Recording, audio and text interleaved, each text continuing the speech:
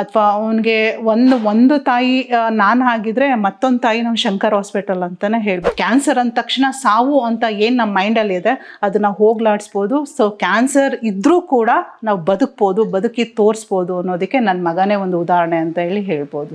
ಯಾವುದೇ ತಂದೆ ತಾಯಿ ಆದರೂ ವರ್ಡ್ ನಿಮ್ಮ ಮಗುಗೆ ಕ್ಯಾನ್ಸರ್ ಇದೆ, 3rd stage, 2nd stage, 4th stage ಅಂದಾಗ ಅದನ್ನ ತಡ್ಕೊಳ್ಳೋ ಶಕ್ತಿ ಖಂಡಿತ ಇರಲ್ಲ. ಒಂದು ನಿಮಿಷನೂ ಅವನ್ನ ಬಿಡದಂಗೆ 6 ತಿಂಗಳು ಕೂಡ ಕಣ್ಣಲ್ಲಿ ಕಣ್ಣಿಟ್ಟು ನಾನು ನೋಡ್ಕೊಂಡಿದ್ದೀನಿ ಸರ್. ಸೊ ಹಾಗಾಗಿ ಆ ಪ್ರಯತ್ನ ಇವತ್ತು ನನ್ನ ಮುಂದೆ 2nd PUC ಮಗು ಓದ್ಕೊಂಡು ಆರಾಮಾಗಿದೆ. ಅದೊಂದು ಖುಷಿ ಇದೆ ಸರ್ ನೋಡೋದಕ್ಕೆ. ನನ್ನ ಹೆಸರು ಶಶಿಕಲಾ ಅಂತ ಹೇಳಿ. ನಾವು ಮೂಲತಃ ರಾಮನಗರದವರು. ಸೊ ರಾಮನಗರದಲ್ಲೇ ವಾಸಿಯಾಗಿದ್ದು. ನನಗೆ ಒಬ್ಬನೇ ಮಗ ಇದ್ದಿದ್ದು. ಇವನಿಗೆ ಏನಾಗ್ತಿದ್ದು, ನಾರ್ಮಲಿ 3rd ಸ್ಟ್ಯಾಂಡರ್ಡ್ ಬಂದಾಗ ಇದ್ದಕ್ಕಿದ್ದಂಗೆ ವೆಯ್ಟ್ ಏನಾಗ್ತಿತ್ತು, ಕಡಿಮೆ ಆಗ್ತಾ ಬಂತು. ನನಗೆ ಕ್ಯಾನ್ಸರ್ ಬಗ್ಗೆ ಗೊತ್ತಾಗಿದ್ದು ನಾನು ಯಾವಾಗ 3rd ಸ್ಟ್ಯಾಂಡರ್ಡ್ ಇದ್ದಿದ್ದೆ. ಆಗ ನಾನು ತುಂಬ ಬೇಗ ಸುಸ್ತಾಯ್ತಾ ಇದೆ, ತುಂಬ ಬೇಗ ಹುಷಾರು ತಪ್ತಾ ಇದೆ, ಏನೇ ತಿಂದರೂ ಬೇಗ ಕೆಮ್ಮು ನೆಗಡಿ ಆಯ್ತಿತ್ತು. ಮತ್ತು ಶಾಲೆಯಲ್ಲಿ ಹೋಗ್ಬೇಕಾದಾಗ ಸ್ಟೆಪ್ಸ್ ಹತ್ಬೇಕಾದಾಗ ಅಮ್ಮ ನನಗೆ ತುಂಬ ಸುಸ್ತಾಗುತ್ತೆ, ಕಾಲು ನೋವು ಬರುತ್ತೆ ಅಂತ ಹೇಳ್ತಾ ಇದ್ದ. ನಾರ್ಮಲಿ ಸರಿಯಾಗಿ ಊಟ ಮಾಡಲ್ಲ, ಆಟ ಎಲ್ಲ ಆಡ್ತಾನಲ್ಲ, ಅದಕ್ಕೆ ಆ ರೀತಿ ಹೇಳ್ತಾನೆ ಅಂತ ಹೇಳಿ ನಾವು ಅದೇ ಥರ ಸುಮ್ಮನೆ ಆದ್ವಿ. ಮತ್ತು ಸರಿ ಇವನೇನಾದರೂ ಆ್ಯಕ್ಟಿವಿಟೀಸ್ ಮಾಡಿಸ್ಬೇಕಲ್ಲ ಅಂತ ಹೇಳಿ 3rd ಸ್ಟ್ಯಾಂಡರ್ಡಲ್ಲೇ ಇದ್ದಾಗೆ ಡ್ಯಾನ್ಸ್ ಕ್ಲಾಸು ಅಲ್ಲೇ ನಮ್ಮ ಮನೆ ಪಕ್ಕನೇ ಡ್ಯಾನ್ಸ್ ಕ್ಲಾಸ್ ಶುರು ಆಯಿತು. ಅಲ್ಲಿ ಡ್ಯಾನ್ಸ್ ಕ್ಲಾಸ್ಗೆ ಅಂತ ಈವ್ನಿಂಗ್ ಕಳಿಸ್ಬೇಕಾದಾಗ ಅವ್ನು ಯಾವಾಗಲೂ ಲೆಗ್ ಪೇನ್ ಅಂತ ಹೇಳ್ತಾ ಇದ್ದ. ಆಮೇಲೆ ನಾನು ಮೋಸ್ಟ್ಲಿ ಡ್ಯಾನ್ಸ್ ಆಡೋದಕ್ಕೆ ಆ ಥರ ಬರ್ತಿದ್ದೇನೋ ಅಂತ ಹೇಳಿ ನಾವು ಮೇ ಬಿ ಡ್ಯಾನ್ಸ್ ಎಲ್ಲ ಆಡ್ತಿದ್ದಾನೆ, ಅದಕ್ಕೆ ಸ್ಟೆಪ್ಸ್ ಎಲ್ಲ ಹತ್ತೋದಕ್ಕೆ ಲೆಗ್ ಪೇನ್ ಅಂತ ಹೇಳ್ತಿದ್ದಾನೆ, ಕಾಲು ನೋವು ಅಂತಿದ್ದಾನೆ ಅಂತ ಹೇಳಿ ಹೇಳ್ತಿದ್ದೆ. ಸೊ ಹಾಗೆ ನೋಡ್ತಾ ಏನಾಯಿತು, ಅವನಿಗೆ ಇಲ್ಲಿ ಒಂದು ಸ್ಮಾಲ್ ಲಿಂಫೋಮಾ ಥರ ಬಂತು. ಫಸ್ಟು ನಾನು ಯೂಶಲಿ 3rd ಸ್ಟ್ಯಾಂಡರ್ಡಲ್ಲಿದ್ದಾಗ ತುಂಬ ಆ್ಯಕ್ಟಿವ್ ಆಗೇ ಇರ್ತಾಯಿದ್ದೆ. ಆದರೆ ಒಂದೊಂದು ಸತಿ ಸುಮಾರಾಗಿ ಬೇಗ ತಲೆ ಸುತ್ತಬಿಡೋದು, ಸುಸ್ತಾಗ್ಬಿಡೋದು, ಏನೇ ಕೆಲಸ ಮಾಡಿದ್ರು ಬೇಗ ಸುಸ್ತಾಗಿ ಹೋಗ್ತೀನಿ. ಹಂಗೆ ಆಯ್ತಾ ಯೂಶಲಾಗಿ ಇಲ್ಲೊಂದು ಬೋನ್ ಥರ ಡೆವಲಪ್ ಆಯಿತು. ಅದು ನಾರ್ಮಲ್ ಆಗಲ್ಲ, ಇನ್ನು ಅಬ್ನಾರ್ಮಲಾಗೆ ಡೆವಲಪ್ ಆಯಿತು. ಹಾಗೆ ನೋಡ್ತಾ ಮಾಮೂಲಿ ದೀಪಾವಳಿ ಟೈಮ್ ಪಟಾಕಿ ಹೊಡಿಬೇಕಾದಾಗ ಸಡನ್ನಾಗಿ ಅನ್ಕಾನ್ಷಿಯಸ್ ಆಗೋದೆ. ಅದಾದಮೇಲೆ ಅಪ್ಪ ನಾರ್ಮಲ್ ಚೆಕಪ್ಗೆ ಅಂತ ಒಂದು ಕಡೆ ಡಾಕ್ಟರ್ ಸಜೆಸ್ಟ್ ಮಾಡ್ಕೊಂಡಿದ್ವಿ, ಅಲ್ಲಿ ಹೋದ್ವಿ. ಅವರು ಇದು ಏನು ಯೂಶ್ವಲಿ ಈ ಥರ ಇದೆಯಲ್ಲ, ಶೀತದ ನಾರ್ಮಲಿ ಆ ಥರ ಬಂದರೆ ನಮ್ಮ ಕಡೆ ಎಲ್ಲ ಶೀತದ ಗಂಟು ಅಂತ ಹೇಳಿ, ಏನೋ ಶೀತದ ಗಂಟು ಥರ ಆಗಿದೆ ಅಂತ ಹೇಳಿ ಡಾಕ್ಟರ್ ಹತ್ರ ತೋರಿಸಿದ್ವಿ. ನೋಡಿದ ತಕ್ಷಣ ಡಾಕ್ಟರ್ ಹತ್ರ ನಮ್ಮ ಅಲ್ಲೇ ರಾಮನಗರ ಫ್ಯಾಮಿಲಿ ಡಾಕ್ಟರ್ ಹತ್ರ ತೋರಿಸಿದ್ವಿ. ಸೊ ಅವರು ಶೀತದ ಗಂಟು ಅಂತಾನೆ ನಾರ್ಮಲಿ ಟ್ರೀಟ್ಮೆಂಟ್ ಆಂಟಿಬಯೋಟಿಕ್ ಕೊಟ್ಟರು. ಅದು ಕೊಟ್ಟಾದ ನಂತರ 1 ಮಂತಲ್ಲಿ ಅದು ಫುಲ್ ಕ್ಲಿಯರ್ ಆಗೋಯ್ತು. ಸೊ ಓಕೆ, ಕ್ಲಿಯರ್ ಆಗಿದೆಯಲ್ಲ ಅಂತ ಹೇಳಿ ಸುಮ್ಮನಾದ್ವಿ. ಮತ್ತು ಹಾಗೆ 1-2 ಮಂತ್ಸ್ ಆದಮೇಲೆ ದೀಪಾವಳಿ ಟೈಮು. ಸೊ ದೀಪಾವಳಿ ಟೈಮಲ್ಲಿ ಆಯಿಲೆಲ್ಲ ನಾವು ಹಚ್ಬೇಕಾದಾಗ ಮತ್ತೆ ಇಲ್ಲಿ ನೋಡಿದ್ರೆ ಮತ್ತೆ ರಿಪೀಟ್ ಆಗಿಬಿಟ್ಟಿತ್ತು. ಅದಕ್ಕಿಂತ ಜಾಸ್ತಿ ಸ್ವಲ್ಪ ದಪ್ಪನೇ ಆಗಿಬಿಟ್ಟಿತ್ತು.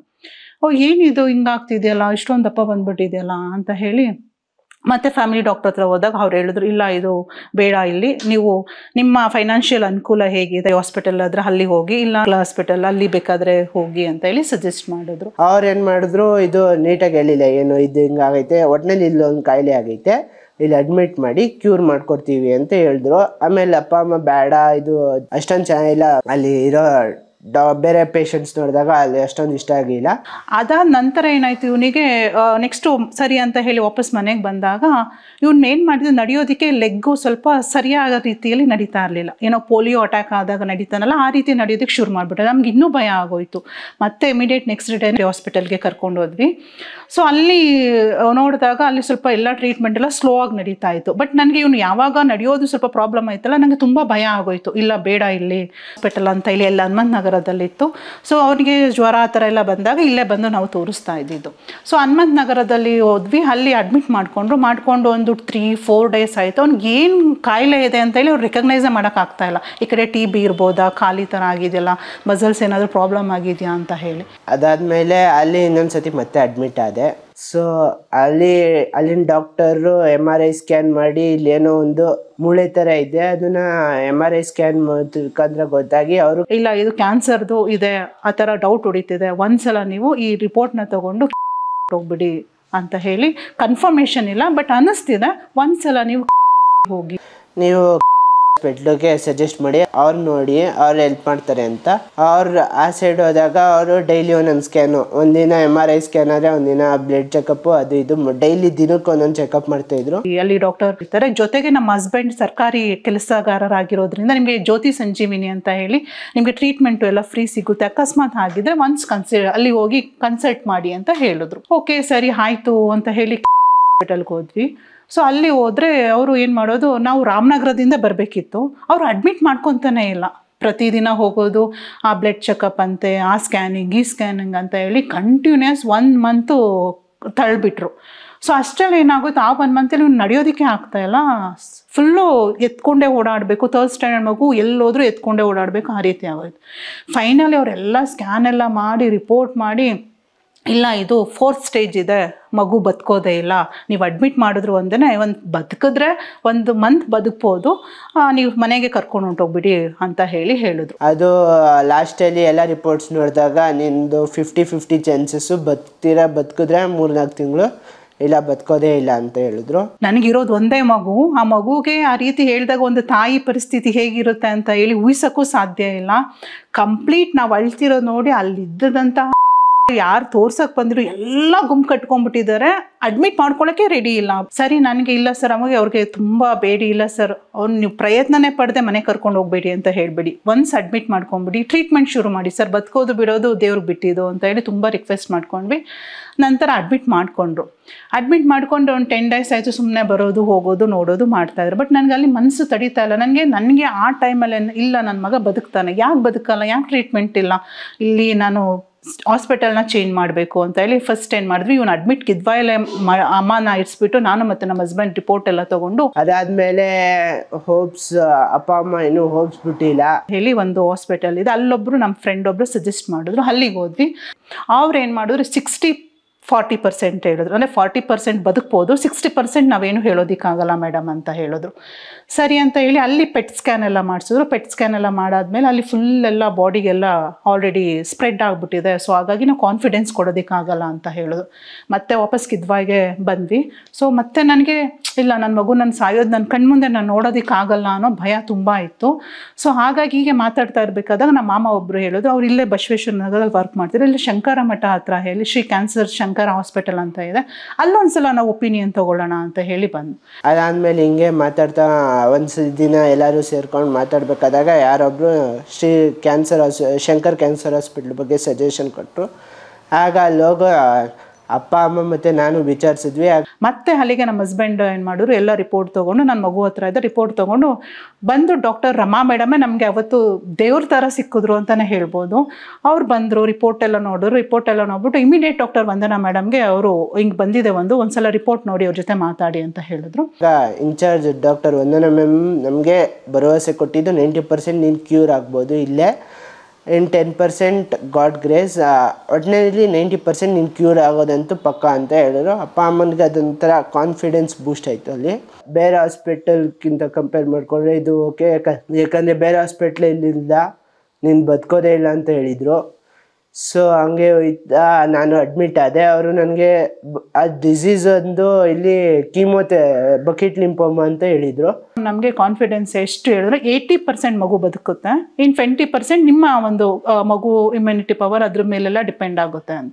ಇಮ್ಯುನಿಟಿ ಪವರ್ ಬರುವಾಗ ಓಕೆ ನಾರ್ಮಲ್ ಆಗಿತ್ತು, ಆದರೆ ಈ ಥರ ಡಿಸೀಸ್ ನಾನು ಯಾವತ್ತೂ ಸಫರ್ ಮಾಡಿರಲಿಲ್ಲ, ಜಾಸ್ತಿ ಆಗಿತ್ತು. ಆದರೆ ನನ್ನ ಪಕ್ಕ ಸುತ್ತಮುತ್ತ ಇರೋ ಪೇಷಂಟ್ಸ್ ಎಲ್ಲ ನೋಡಿದಾಗ ನನಗಿಂತ ಚಿಕ್ಕವರು, ಸ್ವಲ್ಪ ನನಗಿಂತ ದೊಡ್ಡವರು, ಅವ್ರು ನೋಡಿದಾಗ ಎಲ್ಲ ಈ ಥರನೂ ಒಂದು ಇದೆ ಅಂತ ಗೊತ್ತಾಯಿತು. ಸೊ ಅಲ್ಲಿ ನಮಗೆ ಬದುಕೋದೇ ಇಲ್ಲ ಮಗು, ಮನೆಗೆ ಕರ್ಕೊಂಡು ಹೋಗಿ ಅಂತ ಅಂದಾಗ ಇಲ್ಲಿ 80% ಮಗು ಬದುಕುತ್ತೆ ಅಂದಾಗ ಒಬ್ಬ ತಾಯಿಗೆ ಎಷ್ಟು ಖುಷಿ ಆಗುತ್ತೆ. ಆ ಮಗು 80% ಬದುಕುತ್ತೆ, ಇನ್ನು 20% ಎಲ್ಲ ಯಾವುದು ಇಲ್ಲ, ಖಂಡಿತ ನನ್ನ ಮಗ ಬದುಕ್ತಾನೆ ಅಂತ ಹೇಳಿ ಇಮಿಡಿಯೇಟ್ ನಾವೇನು ಮಾಡಿದ್ವಿ, ಹಾಸ್ಪಿಟಲಿಂದ ಡಿಸ್ಚಾರ್ಜ್ ಮಾಡಿಕೊಂಡು ಶಂಕರ್ ಹಾಸ್ಪಿಟಲ್ಗೆ ಬಂದ್ವಿ. ಸೊ ಶಂಕರ್ ಹಾಸ್ಪಿಟ್ಲಿಗೆ ಬಂದ ತಕ್ಷಣ ಅಲ್ಲಿ ಆ್ಯಸ್ ಯೂಶುವಲ್ ಮಗುಗೆ ಅಂದ ತಕ್ಷಣ ಫಸ್ಟು ಮಗುಗೆ ಕಿಮೋಥೆರಪಿ ಎಷ್ಟು ಕೊಡಬೇಕು ಅಂತ ಡಿಸಿಷನ್ ಆಯಿತು. ಸೊ 6 ಕಿಮೋಥೆರಪಿ ಸಾಕು ಮಗುಗೆ, ಬೇರೆ ಇನ್ಯಾವುದು ಬೇಡ ಅಂತೇಳಿ 6 ಕಿಮೋಥೆರಪಿ ಮಾಡಿದ್ರು. ಸೊ ಹಿಂಗೆ ನವಂಬರಲ್ಲಿ ನಾವು ಎಂಡಲ್ಲಿ ಹೋದ್ವಿ, ಡಿಸೆಂಬರಿಂದ ಶುರು ಆಯಿತು. ಸೊ ಡಿಸೆಂಬರ್, ಜನವರಿ, ಫೆಬ್ರವರಿ, ಮಾರ್ಚ್, ಏಪ್ರಿಲ್ ಅವ್ರಿಗೂ 6 ಕಿಮೋಥೆರಪಿ ಅಂತೇಳಿ ಫೈನಲೈಸ್ ಮಾಡಿಕೊಂಡ್ರು. ಸೊ ಮತ್ತೆ ಅಲ್ಲಿ ಪೆಟ್ ಸ್ಕ್ಯಾನ್ ಮಾಡಿದ್ರು, MRI ಸ್ಕ್ಯಾನ್ ಮಾಡಿ ಮಗುಗೆ ಫಸ್ಟ್ ಒಂದು ಕಿಮೋಪೋಟ್ ಹಾಕೋಣ ಅಂತ ಹೇಳಿ ಯಾಕಂದರೆ ಪ್ರತಿ ಸಾರಿನೂ ನಾವು ಮಗು 3rd ಸ್ಟ್ಯಾಂಡರ್ಡ್ ಮಗು ಅಂದರೆ ಪ್ರತಿ ಬಾರಿನೂ ನಾವು ಇಂಜೆಕ್ಷನ್ನು ಮತ್ತು ಗ್ಲೂಕೋಸ್ ಆ ಥರದ್ದೆಲ್ಲ ನೋವು ಆಗುತ್ತೆ ಅಂತ ಹೇಳಿ ಫಸ್ಟ್ ಕಿಮೋಪೋಟ್ ಹಾಕಿದ್ರು. ಕಿಮೋಪೋಟ್ ಮುಖಾಂತರನೇ ಅವ್ರು ವಂದನಾ ಮೇಡಮ್ ಏನು ಮಾಡಿದ್ರು, ಟ್ರೀಟ್ಮೆಂಟ್ ಶುರು ಮಾಡಿದ್ರು. ಸೊ ಫಸ್ಟು ಟ್ರೀಟ್ಮೆಂಟ್ ಹೇಗಿತ್ತಂತ ಅಂದರೆ ಅವ್ರು ಮೇಡಮ್ ಫಸ್ಟೇ ಹೇಳಿದ್ರು, ನೋಡಿ ನೀವು ಈಗ 80% ನಾನು ಬದುಕ್ತೀನಿ ಅಂತ ಹೇಳಿ ಕಾನ್ಫಿಡೆನ್ಸ್ ಕೊಡ್ತಾರೆ. ಈಗ ಬಂದಿದ್ದ ರಿಲೇಟಿವ್ಸ್ ಎಲ್ಲ ಏನು ಮಾಡ್ತಾರೆ, ಇಲ್ಲ ನೀವು ಆ ಹಾಸ್ಪಿಟ್ಲಿಗೆ ಹೋಗಿ ಅಲ್ಲಿ ಚೆನ್ನಾಗಿ ನೋಡ್ತಾರೆ, ಇಲ್ಲ ಆಯುರ್ವೇದಿಕ್ ಕೊಟ್ಟೋಗ್ಬಿಡಿ, ಅಲ್ಲಿ ನಿಮಗೆ ಈಸಿಯಾಗಿ ನಿಮಗೆ ಟ್ರೀಟ್ಮೆಂಟ್ ಸಿಗುತ್ತೆ, ವಾಸಿ ಆಗಿಬಿಟ್ಟಿದೆ, ಇಲ್ಲ ಇನ್ನೊಂದು ಯಾವುದೋ ಡಾಕ್ಟ್ರ್ ಹೇಳೋದು, ಇನ್ಯಾವುದೋ ಒಂದು ಪ್ಲೇಸ್ ಪದೇ ಪದೇ ಆ ಥರ ಎಲ್ಲ ಮಿಸ್ಗೈಡ್ ಮಾಡ್ತಿರ್ತಾರೆ. ಇಲ್ಲ ಅದನ್ನು ಕೊಡಬೇಡ, ಇದನ್ನು ಕೊಡು, ನೀವು ಯಾರ ಮಾತನ್ನು ಕೇಳಬೇಡಿ, ನೀವು ನಾನು ಏನು ಹೇಳ್ತೀನಿ ಅದನ್ನು ಫಾಲೋ ಮಾಡಿ ಅಂತ ಫಸ್ಟ್ ನನಗೆ ಅದನ್ನು ಹೇಳಿದ್ರು. ಸೊ ಓಕೆ ಮೇಡಮ್, ನನಗೇನು ಮಗು ಬದುಕಬೇಕು, ನೀವೇನು ಹೇಳ್ತೀರಾ ನಾನು ಅದನ್ನು ಮಾಡ್ತೀನಿ ಅಂತ ಹೇಳಿದ್ರು. ಮತ್ತು ಅವ್ರು ಏನು ಹೇಳಿದ್ರು, ಫಸ್ಟ್ ನೀವು ಕಿಮೋಥೆರಪಿ, ಬೇರೆ ಮಕ್ಳಿಗೆಲ್ಲ ಬೇರೆ ಡಾಕ್ಟರ್ ಏನು ಮಾಡ್ತಿದ್ರು, ಕಿಮೋಥೆರಪಿ ಒಂದು 3-4 ಡೇಸ್ ಆದ ತಕ್ಷಣ ಮನೆಗೆ ಕಳಿಸ್ಬಿಡ್ತಿದ್ರು.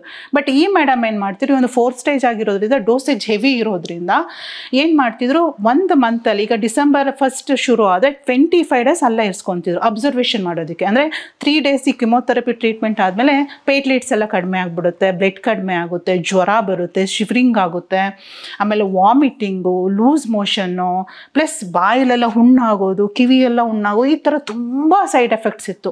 ಸೊ ಫಸ್ಟ್ ಕಿಮೋಥೆರಪಿ ಆದ ತಕ್ಷಣ ಆಮೇಲೆ ಅವನಿಗೆ ಹೇರ್ ಫಾಲ್ ಅಂದರೆ ಒಂದು ಕೂದಲು ಇರಲ್ಲ, ಮತ್ತು ಐಬ್ರೋಸಿಂದ ಹಿಡಿದು ಹೈ ಲ್ಯಾಶಸ್ಸಿಂದ ಎಲ್ಲ ಕಂಪ್ಲೀಟ್ ಸ್ಪಾಯ್ಲ್ ಆಗಿತ್ತು. ಸೊ ಹಾಗಾಗಿ ಇವ್ರು ಏನಾಯಿತು, ಆ ಮ್ಯಾಮ್ ಕಿಮೋಥೆರಪಿ ಕೊಟ್ಟಾದಮೇಲೆ ಅವರು ಬಂದು ಪ್ರತಿದಿನ ಬಂದು ನೋಡೋದೆಲ್ಲ ಮಾಡ್ತಾಯಿದ್ರು. ಸೊ 25 ಡೇಸ್ ಅಲ್ಲೇ ಇರೋದ್ರಿಂದ ನಮ್ಗೆ ಏನಾಗಿತ್ತು, 6 ಮಂತ್ಸು ಶಂಕರ್ ಹಾಸ್ಪಿಟಲ್ಲೇ ನಮಗೆ ಮನೆ ಆಗಿಬಿಟ್ಟಿತ್ತು. ಡಾಕ್ಟ್ರು ಸಜೆಸ್ಟ್ ಮಾಡಿದ್ದು, ಈಗ ನೀನು ಕ್ಯೂರ್ ಆಯ್ತಾ ಇದೆಯಾ, be careful about outside junk foods ಆಗಿರ್ಬೋದು, ಅದಾಗಿರ್ಬೋದು, ಜಾಸ್ತಿ ತಿನ್ನೋಕೆ ಹೋಗ್ಬೇಡ, ಮತ್ತು ಹೆಲ್ತ್ನ ನೀಟಾಗಿ ಮೇಂಟೈನ್ ಮಾಡು, ಬ್ಯಾಲೆನ್ಸ್ ಮಾಡು, ಹೈಜೀನ್ ಆಗಿರು ಅಂತ ಸಜೆಸ್ಟ್ ಮಾಡಿ. ಸೊ ಅಲ್ಲಿ ರಮಾ ಮೇಡಮ್ ಬರ್ತಿದ್ರು. ಅದಾದ ನಂತರ ಈ ಮಕ್ಕಳಿಗೆ ಬೇಜಾರಾಗಬಾರ್ದು, ಇವ್ರಿಗೆ ಏನಪ್ಪ ಟೈಮ್ ಪಾಸ್ ಮಾಡೋದು ಅಂತೇಳಿ ಸ್ಟೋರಿ ಹೇಳೋದಕ್ಕೆ ಅಂತೇಳಿ ಅಲ್ಲಿ ಸ್ಟೋರಿ ಟೆಲ್ಲರ್ ಅಂತ ಹೇಳಿ ಒಬ್ರು ಮೇಡಮ್ ಬಂದು ಸ್ಟೋರೀಸು, ಮಾರಲ್ ಸ್ಟೋರೀಸ್ ಎಲ್ಲ ಹೇಳ್ತಿದ್ರು. ಆಮೇಲೆ ಒಬ್ರು ಫುಡ್ಗೆ ಇವ್ರಿಗೆ ಏನು ಕೊಡಬೇಕು ಏನು ಕೊಡಬಾರ್ದು ಅಂತ ಹೇಳಿ ಫುಡ್ ಬಗ್ಗೆ ಗೈಡ್ ಮಾಡೋದಕ್ಕೆ ಒಬ್ಬರು ಡಾಕ್ಟರ್ ಬರ್ತಾಯಿದ್ರು. ಆಮೇಲೆ ಇವರು ಪ್ರತಿ ಬಾರಿ ಅವರು ಕಿಮೋಥೆರಪಿ ಆದಮೇಲೆ ಇವ್ರು ಮತ್ತೆ ಎಕ್ಸ್ಟ್ರಾ ಇವರು ಫೀವರ್ ಬಂದಿದ್ಯಾ, ಏನಾಗ್ತಿದೆ ಪ್ರಾಬ್ಲಮ್ ಅಂತ ಹೇಳಿ ಮತ್ತೆ ಅಸಿಸ್ಟೆಂಟ್ ಡಾಕ್ಟರ್ಸ್ಗಳೆಲ್ಲ ಬಂದು ನೋಡ್ತಾ ಇದ್ರು. ಸೊ ಅದೆಲ್ಲ ಏನಾಯಿತು, ಇವನಿಗೆ ಏನೇ ಒಂದು ಸಣ್ಣ ಸೈಡ್ ಎಫೆಕ್ಟ್ಸ್ ಅಂದರೆ ಇಮಿಡಿಯೇಟ್ ಅಲ್ಲೇ ಯಾಕಂದರೆ ಇವನು ಅಲ್ಲೇ ಇದ್ದಿದ್ದರಿಂದ ಟ್ರೀಟ್ಮೆಂಟ್ ಅಲ್ಲೇ ಸಿಕ್ಬಿಡ್ತಾ ಇತ್ತು. ಒಂದು ಪ್ಲೇಟ್ಲೆಟ್ಸ್ ಕಡಿಮೆ ಆಯಿತಾ, ಇಮಿಡಿಯೇಟ್ ಪ್ಲೇಟ್ಲೆಟ್ಸ್ ಹಾಕೋದು, ಬ್ಲಡ್ ಕಡಿಮೆ ಆಯಿತಾ, ಇಮಿಡಿಯೇಟ್ ಬ್ಲಡ್ ಕಡಿಮೆ ಆಗೋದು. ಸೊ ಪ್ರತಿಯೊಂದು ಮಾಡ್ತಾಯಿದ್ರು. ಅದ್ರ ಜೊತೆಗೆ ಮ್ಯಾಮ್ ಏನು ಹೇಳಿದರು ಅಂತ ಅಂದರೆ, ನೀವು ಔಟ್ಸೈಡ್ ಫುಡ್ ಏನೂ ಕೊಡಬಾರ್ದು, ಫುಡ್ ಬಹಳ ಹೈಜಿನಿಕ್ ಆಗಿರಬೇಕು, ಮತ್ತು ನೀವು ಅವರು ಜೊತೆಲಿರೋದ್ರಿಂದ ನೀವು ಕೂಡ ಅಷ್ಟೇ ಹೈಜಿನಿಕ್ ಆಗಿರಬೇಕು. ಇನ್ಕ್ಲೂಡಿಂಗ್ ನೀವು ನಂಬ್ತೀರಾ, ನನ್ನ ಕೈಯಲ್ಲಿದ್ದಂಥ ನೈಲ್ಸು ಕೂಡ ಕಟ್ ಮಾಡಿಸ್ದೆ, ನಾನು ತುಂಬ ಇಷ್ಟಿಷ್ಟುದ ನೈಲ್ಸ್ ಬೆಳೆಸ್ತಿದ್ದೆ, ಅದನ್ನು ಕಟ್ ಮಾಡಿಸ್ತಾಯಿದ್ರು. ಮತ್ತು ಮಗುಗೆ ಯಾವಾಗಲೂ ಮಾಸ್ಕ್ ಹಾಕಬೇಕು, ಮತ್ತು ಜೊತೆಲಿರೋರು ಕೂಡ ನೀವು ಕೂಡ ಮಾಸ್ಕ್ ಹಾಕ್ಕೊಂಡೆ ಅವ್ರ ಮಗು ಜೊತೆ ಇರಬೇಕು ಅಂದರೆ ಅಷ್ಟು ಗೈಡ್ ಮಾಡ್ತಾಯಿದ್ರು. ಅಂದರೆ ಹೇಗೆ ಒಂದು ಬಾಣಂತಿ ಮಗುನ ನಾವು ಕಾಪಾಡ್ಕೊತೀವಿ ಒಂದು ರೂಮಲ್ಲಿ ಇಟ್ಟು ಯಾರು ಬರ್ದಂಗೆ, ಆ ಥರ ಅವನ್ನ ಒಂದು ಚಿಕ್ಕ ಮಗು ಹುಟ್ಟಿದಾಗ ನಾವು ಎಷ್ಟು ಕೇರ್ ಮಾಡ್ತೀವಿ ಆ ರೀತಿ ಕೇರ್ ಮಾಡಬೇಕು ಅಂತ ಹೇಳಿ ಗೈಡ್. ಬಟ್ ಮೇಡಮ್ ನಾನು ಏನು ಹೇಳಿದ್ರು ಅದೇ ಥರ, ಇನ್ಕ್ಲೂಡ್ ನಮಗೆ ರಾಮನಗರದಿಂದ ನನಗೆ ಪ್ರತಿದಿನ ನಾನು ಮನೆ ಊಟನೇ ತರಿಸ್ಕೊತಾ ಇದ್ದೆ, ಏನಾದರೂ ಎಮರ್ಜೆನ್ಸಿ ಇದ್ದರೆ ಅಲ್ಲೇ ಹಾಸ್ಪಿಟಲಲ್ಲೇ ತೊಗೊತಿದ್ವಿ. ಸೊ ಅದು ನಮಗೆ ಹೆಲ್ಪ್ ಆಯಿತು. ಸೊ ಅದಾದ ನಂತರ ಮತ್ತೆ 5 ಡೇಸ್ ಮನೆಗೂ ಕೂಡ ಅವ್ರು ಅದನ್ನೇ ಹೇಳ್ಬಿಟ್ಟು ಕಳಿಸಿದ್ರು, ನೀವು ಹೋದ ತಕ್ಷಣ ನಿಮ್ಮ ರೂಮಿಂದ ಹಿಡಿದು ಬೆಡ್ ಸ್ಪ್ರೆಡ್ಡಿಂದ ಹಿಡಿದು ಪ್ರತಿಯೊಂದು ನೀಟ್ ಇರಬೇಕು, ಇನ್ಕ್ಲೂಡಿಂಗ್ ಟಾಯ್ಲೆಟಿಂದ ಹಿಡಿದು ಪ್ರತಿಯೊಂದು ಹೈಜಿನಿಕ್ ಆಗಿರಬೇಕು ಅಂತ ಹೇಳಿ. ಯಾಕಂದರೆ ಒಂದು ಸ್ವಲ್ಪ ನಿಮಗೆ ಏನಾದರೆ ಬಾಡಿ ತುಂಬ ಸೆನ್ಸಿಟಿವ್ ಇರುತ್ತೆ, ಬಿಕಾಸ್ ಸ್ಟ್ರಾಂಗ್ ಡೋಸೇಜ್ ಆಗಿರೋದ್ರಿಂದ ಬಾಡಿ ತುಂಬ ಸೆನ್ಸಿಟಿವ್ ಇರುತ್ತೆ. ಸೊ ಹಾಗಾಗಿ ಆ ಸೆನ್ಸಿಟಿವ್ಗೆ ಬೇಗ ಏನಾಗುತ್ತೆ, ವೈರಲ್ಸು ಏನಾದರೂ ಬೇಗ ಅಟ್ಯಾಕ್ ಆಗಿಬಿಡುತ್ತೆ. ಸೊ ಹಾಗಾಗಿ ಬಹಳ ಕ್ಲೀನಾಗಿರಬೇಕು ಅಂತ ಹೇಳಿ, ಇನ್ಕ್ಲೂಡಿಂಗ್ ಟಾಯ್ಲೆಟಿಂದ ಹಿಡಿದು ನಾವು ಅಷ್ಟು ಕ್ಲೀನಾಗಿ ಮೇಂಟೈನ್ ಮಾಡ್ತಾ ಇದ್ವಿ. ಸೊ ಅದು ನಮಗೆ ಬಹಳ ಹೆಲ್ಪ್ ಆಯಿತು. ಆಗಿನ ಟೈಮಲ್ಲಿ ಹೇರ್ ಫಾಲ್ ಆಯ್ತಾಯಿತ್ತು, ಸುಸ್ತಾಯ್ತಾಯಿತ್ತು, ನನ್ನ ಕೈಲಿ ಏನು ಮಾಡೋಕ್ಕೆ ಆಯ್ತಿರಲಿಲ್ಲ. ಫುಲ್ ಬೆಡ್ ಮೇಲೆ ಒಂದಿನ ಮಲ್ಕೊಂಡ್ರೆ ಅಲ್ಲೇ ಇರ್ತಾಯಿದ್ದೆ, ಊಟ ಎಲ್ಲ ಅಮ್ಮ ತಂದು ತಿನ್ನಿಸ್ತಾಯಿದ್ರು, ನನಗೇನು ಶಕ್ತಿ ಇರಲಿಲ್ಲ, ಇನ್ಕ್ಲೂಡಿಂಗ್ ಕೈ ಅಲಾಡ್ಸೋಕ್ಕೂ ಅಷ್ಟೊಂದು ಶಕ್ತಿ ಇರಲಿಲ್ಲ. ಅದ್ರ ಜೊತೆಗೆ ಈ ವಂದನಾ ಮ್ಯಾಮ್, ಕಲಾ ಮ್ಯಾಮ್, ನಿಜವಾಗ್ಲೂ ನನ್ನ ಮಗ ಬದುಕಿದ್ದಾನೆ, ಜೀವಂತವಾಗಿದ್ದಾನೆ, ಅಥವಾ ಅವನಿಗೆ ಒಂದು ತಾಯಿ ನಾನು ಆಗಿದ್ರೆ ಮತ್ತೊಂದು ತಾಯಿ ನಾವು ಶಂಕರ್ ಹಾಸ್ಪಿಟಲ್ ಅಂತಲೇ ಹೇಳ್ಬೋದು. ಆಗ ಚಿಕ್ಕ ವಯಸ್ಸಲ್ಲಿದ್ದಾಗ ಏನೋ ಈ ಥರ ಐತೆ ಅಂತ ಗೊತ್ತಿಲ್ಲ, ಆದರೆ ಕ್ಯಾನ್ಸರ್ ಅಂತ ಬಂದಾದ್ಮೇಲೆ ಗೊತ್ತಾಯಿತು ಈ ಥರನೂ ಲೈಫ್ ಐತೆ, ಈ ಥರನೂ ಒಬ್ಬೊಬ್ಬರು ಡಿಸೀಸ್ ಫೇಸ್ ಮಾಡ್ತಾರೆ, ಡೇಂಜರಸ್ ಆಗಿರುತ್ತೆ ಅಂತ ಗೊತ್ತಾಯಿತು.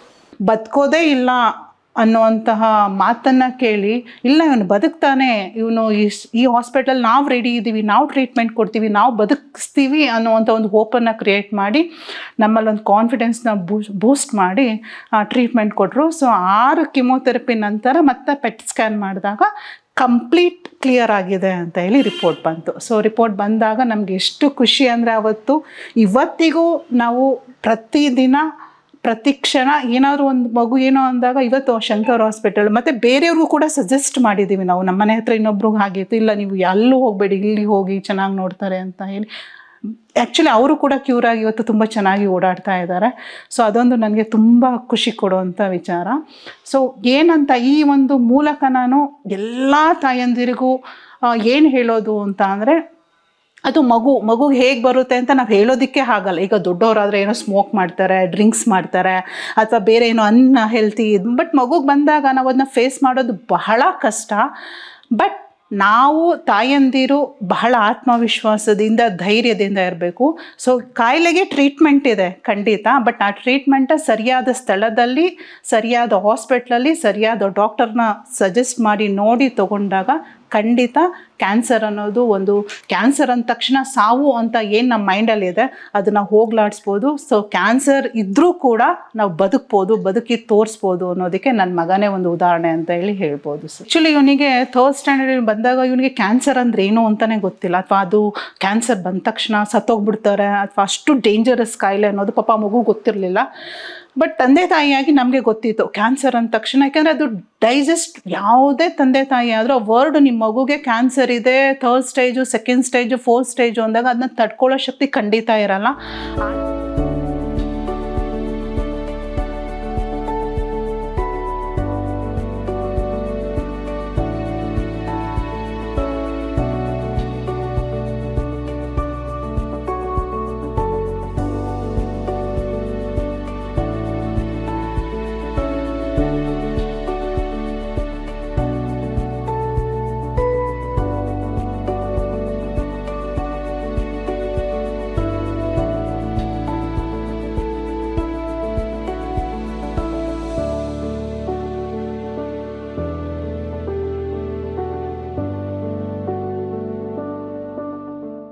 ಅವನಿಗೆ ಒಂದು ತಾಯಿ ನಾನು ಆಗಿದ್ರೆ ಮತ್ತೊಂದು ತಾಯಿ ನಾವು ಶಂಕರ್ ಹಾಸ್ಪಿಟಲ್ ಅಂತಲೇ ಹೇಳ್ಬೋದು. ಕ್ಯಾನ್ಸರ್ ಅಂದ ತಕ್ಷಣ ಸಾವು ಅಂತ ಏನು ನಮ್ಮ ಮೈಂಡಲ್ಲಿ ಇದೆ ಅದನ್ನು ಹೋಗ್ಲಾಡಿಸ್ಬೋದು. ಸೊ ಕ್ಯಾನ್ಸರ್ ಇದ್ದರೂ ಕೂಡ ನಾವು ಬದುಕಿ ತೋರಿಸ್ಬೋದು ಅನ್ನೋದಕ್ಕೆ ನನ್ನ ಮಗನೇ ಒಂದು ಉದಾಹರಣೆ ಅಂತ ಹೇಳಿ ಹೇಳ್ಬೋದು. ಯಾವುದೇ ತಂದೆ ತಾಯಿ ಆದರೂ ವರ್ಡ್ ನಿಮ್ಮ ಮಗುಗೆ ಕ್ಯಾನ್ಸರ್ ಇದೆ 3rd stage, 2nd stage, 4th stage ಅಂದಾಗ ಅದನ್ನ ತಡ್ಕೊಳ್ಳೋ ಶಕ್ತಿ ಖಂಡಿತ ಇರಲ್ಲ. ಒಂದು ನಿಮಿಷನೂ ಅವನ್ನ ಬಿಡದಂಗೆ 6 ತಿಂಗಳು ಕೂಡ ಕಣ್ಣಲ್ಲಿ ಕಣ್ಣಿಟ್ಟು ನಾನು ನೋಡ್ಕೊಂಡಿದ್ದೀನಿ ಸರ್. ಸೊ ಹಾಗಾಗಿ ಆ ಪ್ರಯತ್ನ ಇವತ್ತು ನನ್ನ ಮುಂದೆ 2nd PUC ಮಗು ಓದ್ಕೊಂಡು ಆರಾಮಾಗಿದೆ. ಅದೊಂದು ಖುಷಿ ಇದೆ ಸರ್ ನೋಡೋದಕ್ಕೆ. ಆಗ ನಾನು ಕೀಮೋಥೆರಪಿಗೆ ಒಳಗಾಗಿದ್ದೆ. ಕೀಮೋಥೆರಪಿ ತಗೊಂಡಿದ್ದಾಗ ನನಗೆ ಅಷ್ಟೊಂದು, ಯಾಕಂದರೆ ಅದು ನಂದು ಡೋಸೇಜ್ಗಿಂತ ನಂದು ಕೆಪಬಿಲಿಟಿಯಿಂದ ಸ್ವಲ್ಪ ಹೈ ಡೋಸೇಜೇ ಕೊಡ್ತಾಯಿದ್ರು. ಆಗ ನನಗೆ ಹೇರ್ ಫಾಲ್ಸು ಸಿಮ್ಟಮ್ಸು, ಲೈಕ್ ನನಗೆ ಎದ್ದೊಳಕ್ಕೆ ಆಯ್ತಾರಲ್ಲ ಹಾಸ್ಪಿಟ್ಲಲ್ಲಿದ್ದಾಗ ಫುಲ್ ವೀಕ್ ಆಗಿದ್ದೆ. ಆದರೂ ಹೋಪ್ಸ್ ಬಿಟ್ಟಿಲ್ಲ. ಎಲ್ಲೋ ಒಂದು ಕಡೆ ಅಪ್ಪ ಅಮ್ಮನೂ ಹೋಗಿಬಿಟ್ಟಿಲ್ಲ. ಡಾಕ್ಟರ್ ಹೇಳ್ದಂಗೆ ಸಜೆಸ್ಟ್ ಮಾಡ್ದಂಗೆ ಫಾಲೋ ಮಾಡ್ತಾಯಿದ್ದೆ. ಇಡೀ ಮಂತು ಹಾಸ್ಪಿಟ್ಲಲ್ಲಿದ್ದಾಗ ಮನೆಗೆ ಹೋಗೋಕ್ಕೆ ಬರೀ 3 ದಿನ ಪರ್ಮಿಷನ್ ಸಿಗ್ತಾಯಿತ್ತು. ಮನೆಗೆ ಹೋದಾಗ ಸ್ಟ್ರಿಕ್ಟಾಗಿ ಡಾಕ್ಟ್ರು ಏನು ಹೇಳಿದ್ರು ಅದನ್ನು ಫಾಲೋ ಮಾಡ್ತಾಯಿದ್ದೆ. ಆ 3 ದಿನ ಮುಗಿದ ತಕ್ಷಣ ಮತ್ತೆ ಹಾಸ್ಪಿಟ್ಲಿಗೆ ಅಡ್ಮಿಟಾಗಿ ಹಂಗೆ ಕ್ಯೂರಿಂಗ್ ನಡೀತಾಯಿತ್ತು. ಇದು ಒಂದು 6 ತಿಂಗಳು ಪ್ರೊಸೆಸ್ ಆಯಿತು. ಆಮೇಲೆ ನಾನು ಸ್ವಲ್ಪ ಫುಲ್ ಕ್ಯೂರ್ ಆದೆ. ಆಮೇಲೆ ಮತ್ತೆ ಕಾಣಿಸ್ಕೊಳ್ಳಿಲ್ಲ. ಕ್ಯೂರ್ ಆಗಿದ ತಕ್ಷಣ ನಾನು 2 ಮಂತ್ಸ್ ಗ್ಯಾಪ್ ತೊಗೊಂಡು ಮತ್ತೆ ಎಜುಕೇಷನ್ಗೆ ಕಂಟಿನ್ಯೂ ಮಾಡಿದೆ. ಡ್ರಾಪ್ಔಟ್ ಎಲ್ಲೂ ಆಗಿಲ್ಲ. ಸೊ ಹಂಗೆ ಕಂಟಿನ್ಯೂ ಆಯಿತಾ, ಮತ್ತೆ ಈ ಥರ ಎಲ್ಲೂ ಫೇಸ್ ಆಗಿಲ್ಲ. ಈಗ ನಾನು ಕಂಪ್ಲೀಟಾಗಿ ನಾರ್ಮಲ್ ಆಗಿದ್ದೀನಿ.